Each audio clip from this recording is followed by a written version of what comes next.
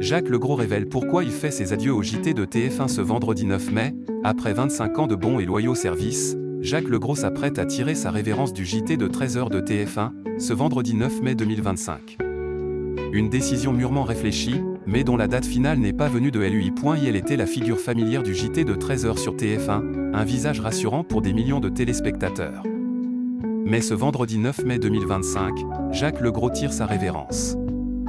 Dans une interview accordée à Ouest France, l'emblématique journaliste a expliqué la raison pour laquelle il a choisi de passer la main. Ça n'a pas été facile de prendre cette décision. Ça faisait un moment que ça trottait dans ma tête. Je voulais avoir cette liberté de choix. Le journaliste de 74 ans refuse l'idée de s'accrocher à l'antenne. Je ne voulais pas faire le journal de trop ou qu'on me suggère que c'était le moment de partir ou que je me sente moins à l'aise. Une sortie par la grande porte, choisie quand tout va plutôt bien, comme il le dit lui-même. L'après Legros est déjà en marche. C'est Isabelle Iturburu, transfuge du groupe Canal+, qui a été choisie par TF1 pour occuper le fauteuil laissé vide par Jacques Legros. Un profil jugé moderne et polyvalent, qui s'inscrit dans la volonté de TF1 d'apporter un nouveau souffle au JT.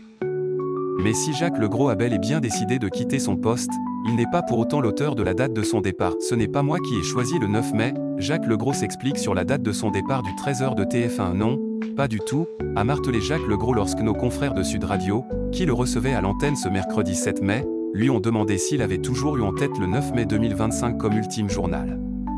C'est en réalité une question de planning. D'abord, cette date m'a été imposée par Marie-Sophie Lacaro qui a voulu prendre une semaine de vacances à ce moment-là. Tout naturellement, je l'ai remplacé. Celui qui est marié depuis près de 20 ans avec Valérie a ajouté avec humour, ça aurait été la semaine suivante ou la semaine d'avant, ça aurait été la même chose. Ce n'est pas moi qui ai choisi le 9 mai.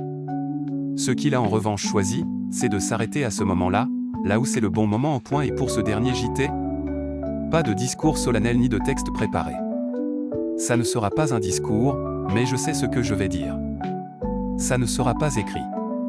Avec tendresse, il précise qu'il a tout de même prévu une fin différente. Rendez-vous à 13h sur TF1 pour en avoir le cœur net.